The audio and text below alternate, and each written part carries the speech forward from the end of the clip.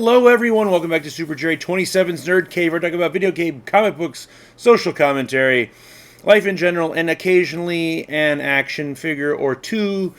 Hopefully, in the new year, I'll be doing that a bit more.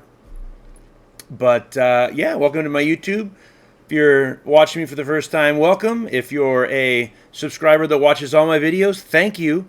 And if you haven't subscribed yet, please subscribe. Hopefully, I will have done something to earn that subscription in this video. And yeah, but you are not here to listen to me talk about YouTube analytics and my hobbies. You, lovely viewer, want to see my review and my take on Indiana Jones and the Great Circle, published by Bethesda and developed by Machine Games.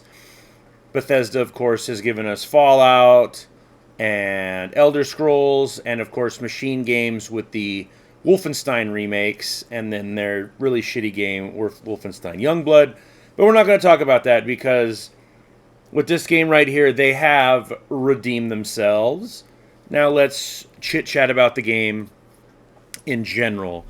So yeah, obviously you play as Indiana Jones. I want to say this one takes place in between Raiders and The Last Crusade, because World War II is going on.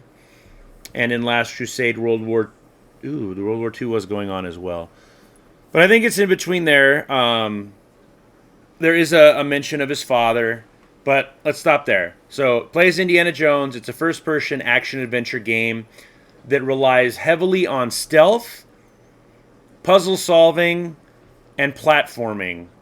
And I'm very surprised that Machine Games pulled it off, especially if you played the Wolfenstein remakes. Those are balls to the wall, guns heavy action set-piece games where Indiana Jones takes a slower road.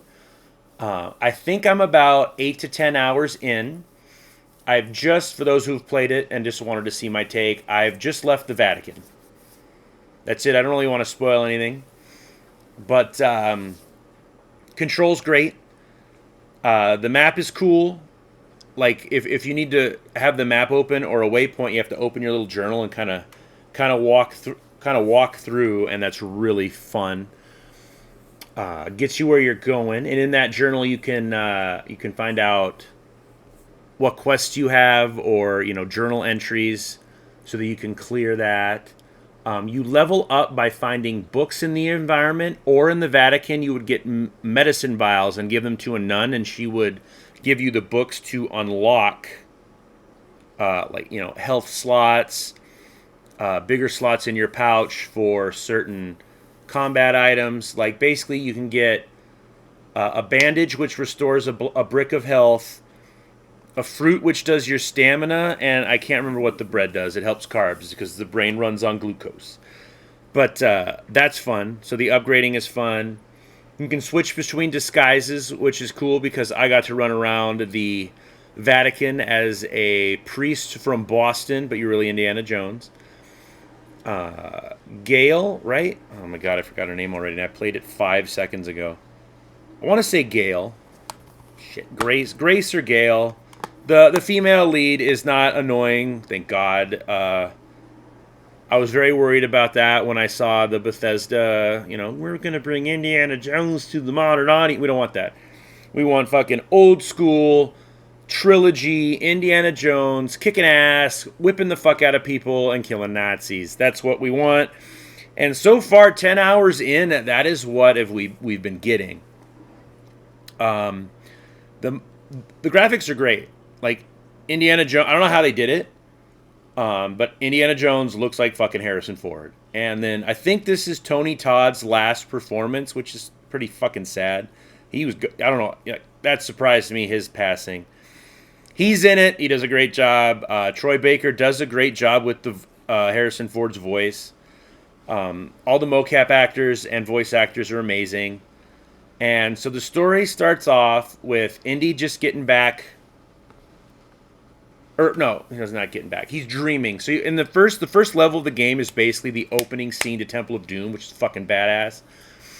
And you wake up from a nightmare because you've broken up with Marion, or she broke up with you, and you're trying to take your mind off everything, and you're at your college, and Tony Todd shows up and steals your cat relic from Egypt, and you find his medallion after you get your ass kicked by him, and you're off to the Vatican to meet Antonio, who helps you out through the Vatican. And then you find out that something pertaining to that cat the Nazis are looking for. They're looking for the Great Circle, because all the ancient megalithic sites line up around the world in a great circle, which supposedly has a lot of power. And we all know that that piece of shit Hitler wanted a lot of power. And that's the game. Really fun. Very surprised. I haven't seen a girl boss moment yet. It's been a very normal gamer-based game, which is awesome. It sucks the sales are not doing well. I know it's on Game Pass, and then it comes to the PlayStation 5 later next year in 2025. But I grabbed mine. I pre-ordered it because a couple of YouTubers that I enjoy recommended it, and they're against a lot of the stuff I'm against in what's happening in gaming right now, and they said this game didn't have it, and I'm very surprised. So I wanted to support them, that they'd made the right choice to not give us that horse shit. Dragon Age, I'm looking at you. But I'm happy. It's a fun, old-school adventure game where you solve a lot of puzzles, open a lot of chests, and punch a lot of fascists.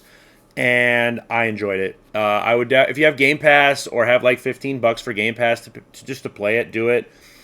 But if you want a sequel and just want to see more, just in his prime Indiana Jones, I would give it a buy. I do know that at this moment on price charting, it's going for like $102, and right now it's sold out of Best Buy. So that surprises me. But that's what happened with Atomic Heart, because it came straight to Game Pass. And that's what happened with A Plague Tale Requiem, because it went straight to Game Pass. Those games have kind of gone up the value scale because everyone played it on Game Pass and no one picked it up physically. But let me know in the comments what you think of this game. Am I wrong? Have I not gotten to the woke part yet? I hope there is none.